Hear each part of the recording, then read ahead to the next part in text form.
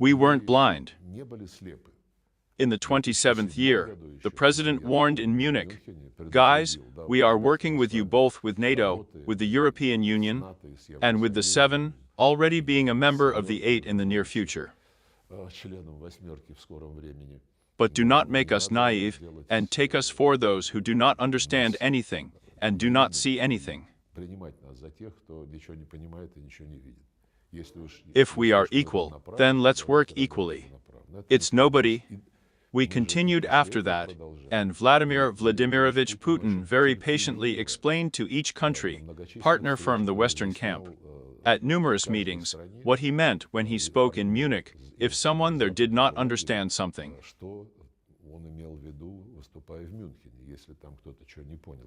And until the very last moment, we also gave them a chance not to bring matters to a heated conflict when in December of the 21st year, we said, "You are blurting out the Minsk agreements, creating threats to our security. Let's sign a treaty on European security, where this security will be ensured without any involvement of anyone in your NATO."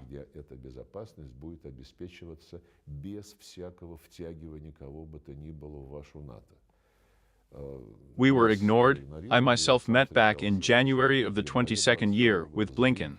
He said, "No, we can only. It's none of your business about NATO, and we can only promise you that the number of medium-range missiles that we will deploy in Ukraine will be limited in a certain way." That's it. And the same hypocrisy, the same impunity, the same exclusivity, superhuman, I would say so. And that's what it all led to.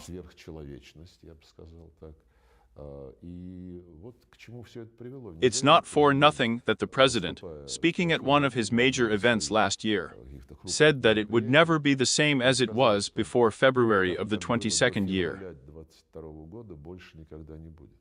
That is, he hoped until February, probably already realizing the futility of these hopes. But he gave them a chance until the very last. But sit down at the table, let's agree on security, including the security of Ukraine, but in such a way that measures to ensure this security do not undermine our security. It was all being solved. And now many politicians, former members of the government, public figures with a hindsight, that is, they also have something in common with a Russian peasant somewhere who is strong with a hindsight, say that they should have done differently. But it turned out as it turned out. Now our goals are clear, our tasks are defined, as they used to say back in the Soviet Union. They spoke for the work of a comrade then. And please tell me, by the way, speaking of the 22nd year, you had long negotiations with Blinken, indeed, everyone remembers this. But for yourself, let's say, when you realized at what stage that it would not be possible to agree, how it was decided that it was time to start a special military operation. Another month has passed between your negotiations with Blinken. Well, probably about a month.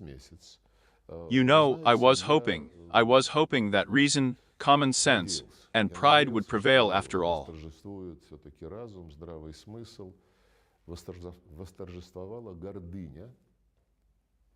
Not only plans to financially involve Ukraine in NATO, to create bases in the Crimea, on the Sea of Azov. These were all plans. But in addition to this geopolitical plan, pride played an even greater role there. How so?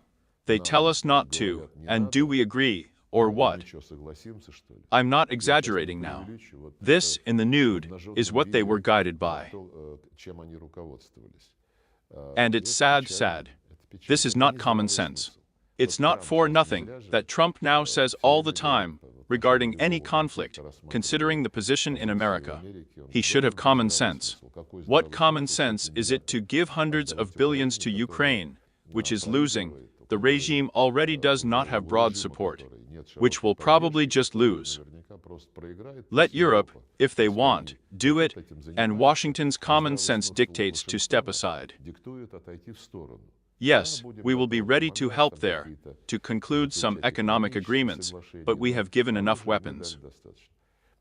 And then, after all, there was such ideologization, and pride played a significant role in those tragic events. Events that the West ran into. This is dishonesty. Attempts to cheat all the time, of course, it does not cause anything but regret, at least. But this has been going on, apparently, for quite a long time, not to say the whole post-war history, because if you look again, at the time of your work at the UN, when you were in a constructive dialogue, signed joint documents with the American side, and they violated these agreements, and what was literally stated there in a matter of months, as it was with Kosovo, as it was with Iraq, with the same thing. Ну, буквально там считанные месяцы, как это было с Косово, как это было с Ираком, с тем же самым. A month before Pole's speech, there was also your joint document with the US representative on the need to settle the dialogue and so on.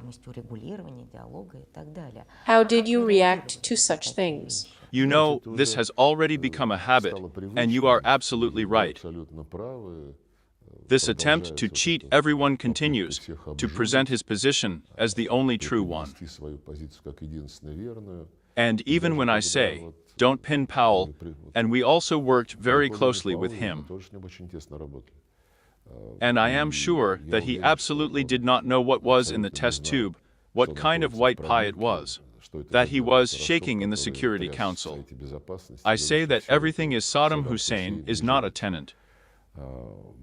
He was simply framed by the CIA, but I don't want to be anti-European, so I will say. But the current situation confirms the idea that many historians state, namely that the last 500 years, when the West was formed more or less in the form in which it has reached our days, well, of course, with by some changes there.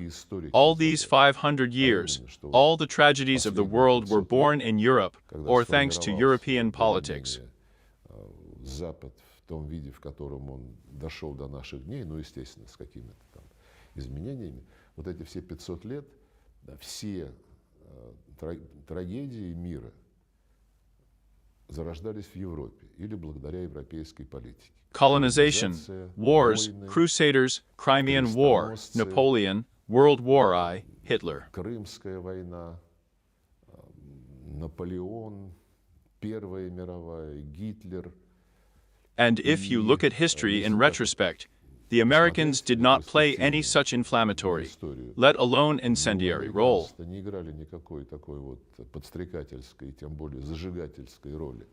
And now, after this Biden term, people have come who want common sense leadership, who speak directly. We want to finish today. We want peace. And who now demands the continuation of the banquet in the form of war? Europe. The Danish Prime Minister said, you saw it, right? For Ukraine, the world is worse than war now. Starmer, who went after Macron to persuade Trump that it was not necessary to end this story so quickly, and at the same time boasted that this year Britain was making its largest contribution in the form of weapons to Ukraine, that is, directly contradicting Trump and declaring that we would pump up.